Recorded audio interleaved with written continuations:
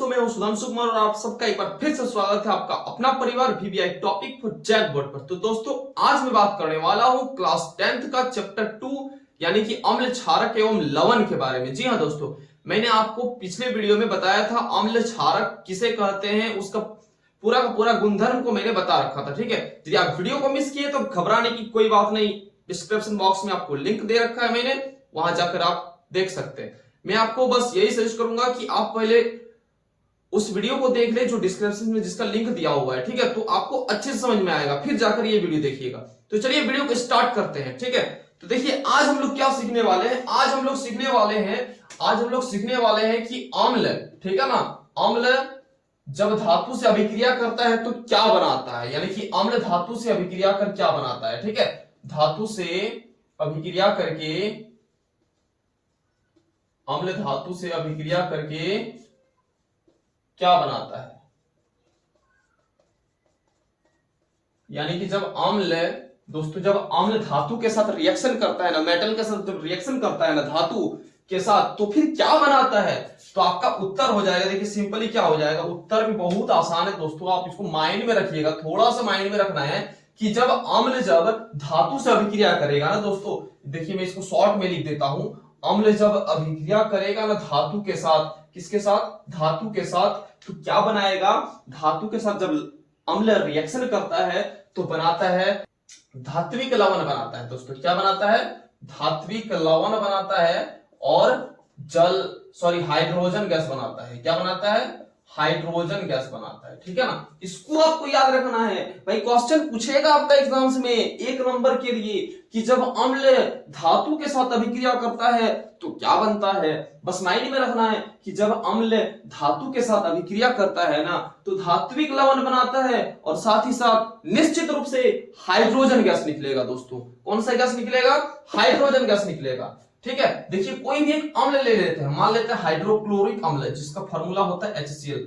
अच्छा, आप लोगों को मैं एक ऐसा वीडियो बहुत जल्द से जल्द प्रोवाइड करूंगा जिसमें मैं सारा का सारा अम्ल और उसका रासायनिक सूत्र, साथ ही साथ सारा का सारा क्षारक और उसका रासायनिक सूत्र आप लोगों को मिल जाएगा। ठीक है ना, घबराने की बात नहीं है। तो हाइड्रोक्लोरिक अम्ल का फॉर्मूला होता है HCl। ये अम्ल है, हाँ है, ये अभिक्रिया करेगा किसके साथ, धातु के साथ। कोई भी धातु ले लेते हैं, चलिए सोडियम को ले ली भाई, किसको लिए, सोडियम को ले ली। ठीक है, सोडियम का फॉर्मूला Na होता है, संकेत। ठीक, अब ये रिएक्शन करेगा अम्ल के साथ, ये अभिक्रिया कर रहा है धातु मेरा सोडियम, तो क्या बनाएगा, धात्विक लवण। क्या बनाएगा दोस्तों, धात्विक लवण। तो धात्विक लवण बना रहा है NaCl। देखिए Na ये Cl को अपने पास, तो सोडियम Cl को इसको अपने साथ ले लेता है, ठीक है, और बनाता है NaCl। ठीक ना, और ये क्या होता है, हाइड्रोजन गैस निकलता है, यानी कि हाइड्रोजन जो है अलग हो जाता है H2। ठीक ना, तो आपको बस इतना माइंड में रखना है कि धातु के साथ अम्ल जब रिएक्शन करता है ना तो क्या बनाता है, धात्विक लवण और हाइड्रोजन गैस। ठीक है, आपका एग्जाम में पूछेगा कि अम्ल जो है वो धातु से अभिक्रिया करके क्या बनाता है, तो आपको सिंपली बताना है कि धातु के साथ अम्ल, या फिर कह लीजिए कि अम्ल जो है वो धातु से अभिक्रिया करके लवण तथा हाइड्रोजन गैस बनाता है। ठीक है ना, कौन सा गैस निकलता है, तो हाइड्रोजन गैस निकलता है दोस्तों। ठीक है ना, अब चलिए आगे समझते हैं, हम लोग आगे समझते हैं कि धातु का कार्बोनेट, ध्यान दीजिएगा, धातु का कार्बोनेट अम्ल से, किससे, अम्ल से अभिक्रिया करके, ठीक है ना, अभिक्रिया करके क्या बनाता है, क्या बनाता है। ध्यान दीजिएगा दोस्तों, क्वेश्चन इस प्रकार से पूछेगा कि धातु का हाइड्रोजन कार्बोनेट जो है वो अम्ल से अभिक्रिया करके क्या बनाता है। ठीक है ना, धातु का हाइड्रोजन कार्बोनेट, देखिए यहां पर मैं सिंपली लिखता हूं। ठीक है, धातु का हाइड्रोजन कार्बोनेट यानी धातु का कार्बोनेट या फिर हाइड्रोजन कार्बोनेट भी कह सकते हैं दोस्तों। ठीक है, कार्बोनेट या फिर धातु का हाइड्रोजन कार्बोनेट, जो भी बोलिए। ठीक है ना, वो जब अम्ल से अभिक्रिया करता है ना, अम्ल से जब अभिक्रिया करता है तो क्या बनेगा दोस्तों, बनेगा लवण प्लस जल प्लस कार्बन डाइऑक्साइड। ठीक है दोस्तों, कार्बन डाइऑक्साइड,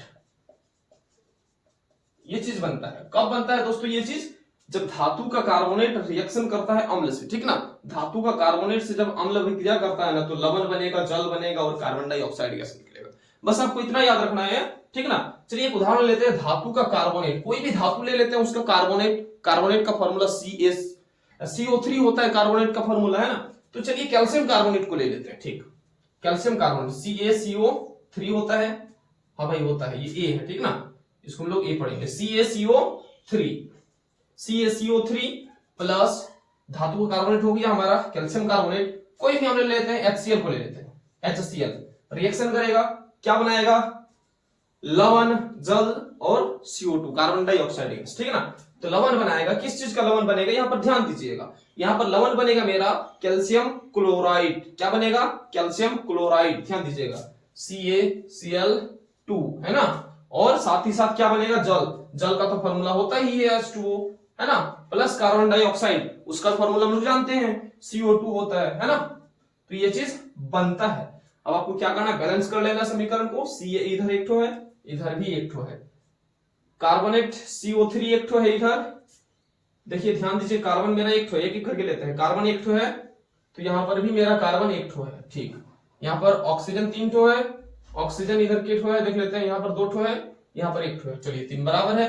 हाइड्रोजन एक ठो है, हाइड्रोजन मेरा यहां पर 2 ठो है, तो यहां पर हम सिंपली यहां 2 लगा देंगे, तो हाइड्रोजन मेरा 2 हो जाएगा बाईं साइड में, दाएं तरफ भी हाइड्रोजन 2 बराबर हो गया। Cl मेरा हाइड्रोजन को 2 करने के चक्कर में Cl भी 2 हो चुका है, तो इधर भी मेरा Cl 2 है, बराबर है। तो ये समझ आ गया दोस्तों कि जब धातु का कार्बोनेट अम्ल से अभिक्रिया करता है तो क्या बनाता है, तो धातु का कार्बोनेट जब अम्ल से अभिक्रिया करता है ना, तो लवण, जल और कार्बन डाइऑक्साइड बनाता है, ठीक है, आपको ये माइंड में रखना है दोस्तों। अब हम लोग समझेंगे जब अम्ल, ठीक है ना, अम्ल और क्षारक, ध्यान दीजिएगा, अम्ल और क्षारक अभिक्रिया करके क्या बनाता है, अभिक्रिया करके क्या बनाता है, ठीक ना, क्या बनाता है, ध्यान दीजिएगा। इस बार क्या हो रहा है, अम्ल और क्षारक दोनों आपस में रिएक्शन कर रहा है, अम्ल और क्षारक, तो क्या बनाएगा, आपका सवाल ये पूछा गया है, ठीक है ना। तो ध्यान दीजिएगा, जब अम्ल और क्षारक एक दूसरे से अभिक्रिया करता है ना दोस्तों, तो क्या बनाता है, देखिए ध्यान दीजिए, ठीक है ना। देखिए मेरा उत्तर हो जाएगा, जब अम्ल और क्षारक यानी कि अम्ल के साथ जब क्षारक को मिला देंगे ना दोस्तों, तो होता यह है कि लवण बनता है एक ठो और एक ठो जल बनता है, ठीक ना। क्या होता है, लवण बनता है और जल बनता है, जिसको हम लोग उदासीनीकरण अभिक्रिया भी कहते हैं। क्या कहते हैं दोस्तों, उदासीनीकरण, ठीक ना, उदासीनीकरण अभिक्रिया मस्ट इंपॉर्टेंट क्वेश्चन है दोस्तों ये, उदासीनीकरण अभिक्रिया, इसको आप लोग VVI की कैटेगरी में रख लीजिए, वेरी वेरी इंपॉर्टेंट, ठीक ना। क्यों, क्योंकि एग्जाम्स में कई बार पूछा गया है कि उदासीनीकरण अभिक्रिया किसे कहते हैं, तो आपको सिंपली बताना है कि जब अम्ल और क्षारक एक दूसरे से अभिक्रिया करता है ना, तो लवण और जल बनाता है, इसी को हम लोग उदासीनीकरण अभिक्रिया कहते हैं।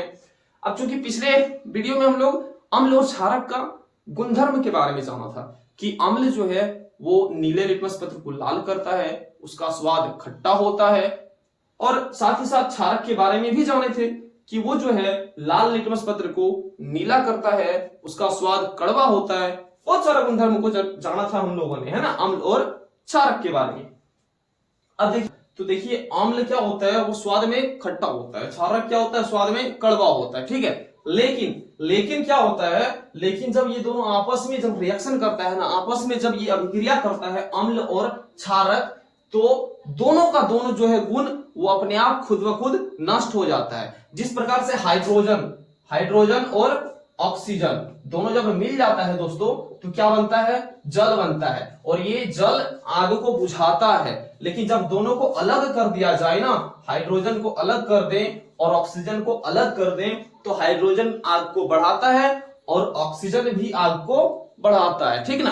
तो जब ये दोनों अलग रहता है तो दोनों का पावर अलग अलग होता है, ये कड़वा होता है स्वाद में, ये खट्टा होता है, ये लाल लिटमस पत्र को नीला करता है, ये नीला लिटमस पत्र को लाल करता है ना। लेकिन जब दोनों को मिला देते हैं ना, अम्ल और क्षारक को मिला देते हैं, तो क्या होता है, दोनों का गुण जो है वो नष्ट हो जाता है और लवण तथा जल का निर्माण करता है, जिसको हम लोग उदासीनीकरण अभिक्रिया के नाम से जानते हैं। ये मोस्ट इंपॉर्टेंट क्वेश्चन है, ठीक है, बहुतों बार पूछा गया है एग्जाम्स में कि उदासीनीकरण अभिक्रिया क्या है। तो जब अम्ल और क्षारक एक दूसरे से अभिक्रिया करता है तो दोनों का गुण नष्ट हो जाता है और लवण तथा जल का निर्माण करता है, जिसे हम लोग उदासीनीकरण अभिक्रिया कहते हैं। समझ आ गया दोस्तों? तो उम्मीद करते हैं कि आपको ये वीडियो बहुत ही अच्छे से समझ आया। अगर वीडियो समझ आया तो वीडियो को एक लाइक कर देना, चैनल पर नए हैं तो चैनल को सब्सक्राइब भी कर देना और अपने मित्रों के साथ अधिक से अधिक वीडियो को शेयर कर देना, ताकि उन लोग को भी मौका मिले कुछ ना कुछ सीखने का।